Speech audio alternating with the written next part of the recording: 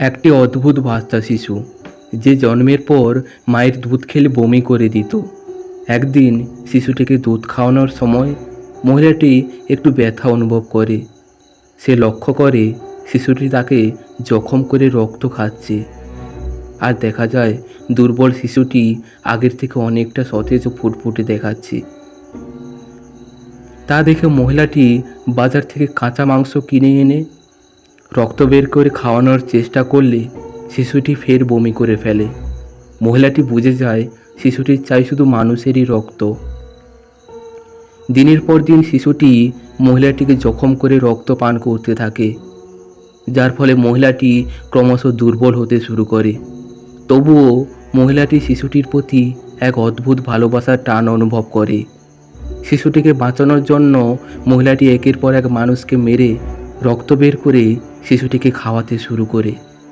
বলছিলাম এক masterpiece psychological thriller movie the গ্রেসের কাহিনী শুরু হয় মেরিলাইন ও তার স্বামীকে দেখিয়ে।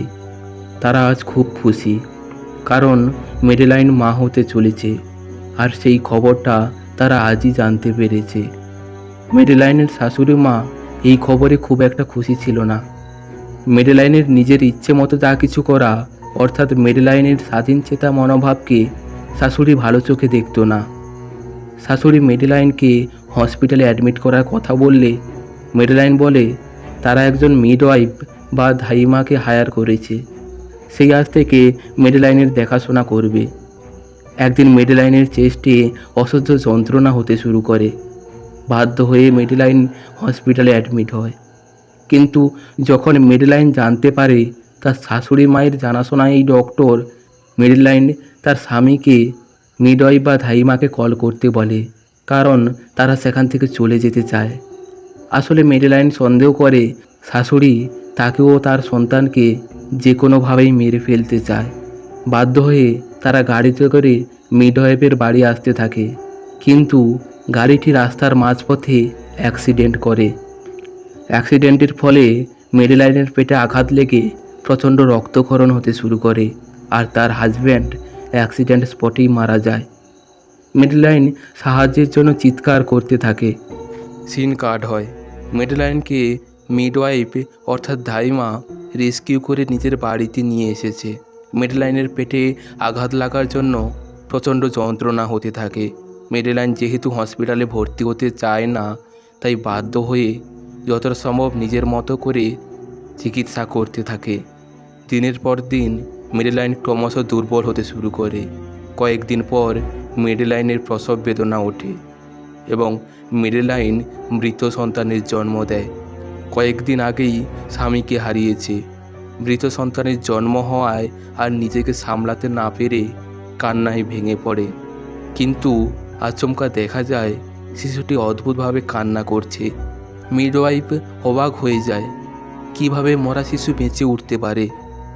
তারপরে অবাক বিষয়, কয়েকদিন আগে আবার অ্যাক্সিডেন্টে মেরিলাইনের পেটে প্রচণ্ডভাবে আঘাত লেগেছিল, অর্থাৎ শিশুটি পেটেই মারা যাওয়ার কথা। মিডওয়াইফের পুরো বিষয়টা অদ্ভুতুরে মনে হতে থাকে। তাই মিডওয়াইফ ডক্টরকে দেখে নিতে বলে, কিন্তু মেরিলাইন মানা করে দেয়। সে আজ খুব খুশি। এর 7 মাস পরের ঘটনা দেখানো হয়। মেরিলাইনের শাশুড়ি মা ছেলেকে হারিয়ে মানসিকভাবে ভেঙে পড়েছে। অন্যদিকে মেরিলাইনের হাবভাবও তার ভালো ঠেকছে না, কেমন যেন সাইকো টাইপের হয়ে গেছে। তাই যত তাড়াতাড়ি সম্ভব মেরিলাইনের কাছ থেকে শিশুটিকে নিয়ে আসার জন্য প্ল্যান করতে থাকে একজন ডক্টরের সাথে। অপরদিকে মেরিলাইনকে দেখানো হয় শিশুটিকে নিয়ে সারাক্ষণ সে ব্যস্ত। শিশুটি কয়েকদিন ধরে ব্রেস্ট ফিডিং করছেই না। যখনই সে ব্রেস্ট ফিডিং করাতে যায় শিশুটি বমি করে ফেলে, আর শিশুটির আশেপাশে সারাক্ষণ মাছি ঘোরাফেরা করছে।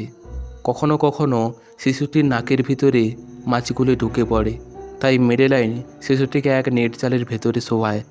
আজব ব্যাপার, মাছিগুলি নেট জালের চারপাশেই ঘুরপাক খেতে থাকে। কিছু সময় পর শিশুটিকে ব্রেস্ট ফিডিং করানোর চেষ্টা করলে মেরিলাইন একটু ব্যথা অনুভব করে। শিশুটি দুধ খাওয়ার বদলে তাকে জখম করে রক্ত খাচ্ছে। মেরিলাইনের কষ্ট হলেও সে গ্রেসকে এতটাই ভালোবেসে ফেলেছে, তাকে সে বাধা দেয় না। দেখা যায় শিশুটি অনেকটাই সতেজ ও ফুটফুটে দেখা যাচ্ছে এবং সেটা বমি করে ফেলছে না। তা দেখে মেডেলাইন বাজারে গিয়ে কয়েক টুকরো কাঁচা মাংস কিনে আনে এবং তা থেকে রক্ত বের করে ফিরে ভর্তি করে। তারপর শিশুটিকে সেই রক্ত খাওয়ানোর চেষ্টা করলে দেখা যায় শিশুটি আবার আগের মতোই বমি করে ফেলছে। মেডেলাইন বুঝে যায় শিশুটির শরীর শুধু মানুষের রক্তই হজম করতে পারে। বাধ্য হয়ে মেডেলাইন নিজের শরীরে রক্ত খেতে দেয়, যার ফলে মেডেলাইন দিনের পর দিন ক্রমশ দুর্বল হতে শুরু করে।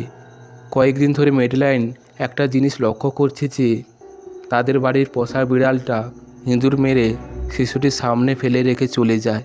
হয়তো সেও বুঝে গেছে শিশুটি শুধু রক্তই পছন্দ করে। সিন কাট হয়। মেডেলাইনের শাশুড়ি একজন ডক্টরের সাথে পরামর্শ করে যেভাবেই হোক মেডেলাইনের কাছে গিয়ে তার ট্রিটমেন্টের নাম করে শিশুটিকে নিয়ে আসতে হবে। আবার এদিকে মেডেলাইনও সেই ডক্টরের কাছেই হেল্প চায়, কারণ তার অবস্থা খুবই শোচনীয়। দিনের পর দিন নিজের শরীরে রক্ত খাওয়াতে খাওয়াতে শরীর ক্রমশ ক্ষীণ হয়ে এসেছে। হাঁটাচলার শক্তি যেন সে হারিয়ে ফেলেছে। ডক্টর এসে তাকে চেক আপ করে, কিন্তু শরীর দুর্বলের কোনো কারণই খুঁজে পায় না। তাই এর কারণ জিজ্ঞাসা করলে মেডেলাইন চুপ করে থাকে। তার ভয় হতে থাকে সে যদি শিশুটির মানুষের রক্ত খাওয়ার কথা বলে ফেলে, হয় ডাক্তার শিশুটিকে নিয়ে চলে যাবে, নয় মেরে ফেলবে। সেই সময় শিশুটি অদ্ভুতভাবে কেঁদে ওঠে। পাশের রুমের এই অদ্ভুত আওয়াজ শুনে ডাক্তারটির মনে সন্দেহ জাগে। কী আছে দেখার জন্য ডাক্তারটি চেক করতে এগিয়ে গেলে মেডেলাইন ভয় পেয়ে যায়। ডাক্তার যদি শিশুটিকে নিয়ে চলে যায় কিংবা মেরে ফেলে, এই সব ভেবে মেডেলাইন পেছন থেকে ডাক্তারটির মাথায় আঘাত করে। ডাক্তারটি মেঝেতে লুটিয়ে সেখানেই মারা যায়। মেডেলাইন ডাক্তারটির লাশ কিচেন রুমের দিকে টেনে নিয়ে যায়। তারপর ডাক্তারের হাত কেটে রক্ত বের করে ফিডে ভরতে থাকে। এরপর শিশুটিকে সেই রক্ত খাওয়াতে শুরু করে, আর শিশুটি খুব মজা করে সেই রক্ত খেতে থাকে। এদিকে ডাক্তারটি ফোন তুলছে না দেখে মেডেলাইনের শাশুড়ির সন্দেহ হয়। সে মেডেলাইনের বাড়িতে এসে কিচেন রুমে দেখে ডাক্তারটির লাশ, আর মেডেলাইন সেই লাশ লুকাতে ব্যস্ত। তা দেখে শাশুড়ি মা আস্তে আস্তে উপরে ওঠে, শিশুটিকে নিয়ে পালানোর চেষ্টা করে, কিন্তু মেডেলাইন দেখে ফেলে। শাশুড়ি একটা হাতুড়ি দিয়ে মেডেলাইনের মাথায় আঘাত করে।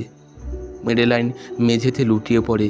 শাশুড়ি মেডেলাইন বেঁচে আছে কিনা চেক করতে গেলে মেডেলাইন তার গলায় কামড়ে এবং মাথায় আঘাত করে শাশুড়িকে সেখানেই মেরে ফেলে।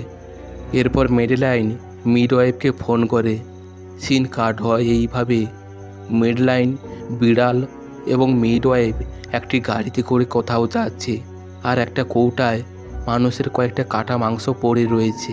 মেডেলাইন এখন আগের তুলনায় আরও অসুস্থ হয়ে পড়েছে, কারণ এখন শিশুটির ছোট ছোট দাঁত বেরিয়েছে। মেডেলাইনের শরীরের রক্তের সাথে সাথে একটু একটু করে মাংস খেতে শুরু করেছে সে। সিনেমাটিকে এখানেই শেষ করা হয়।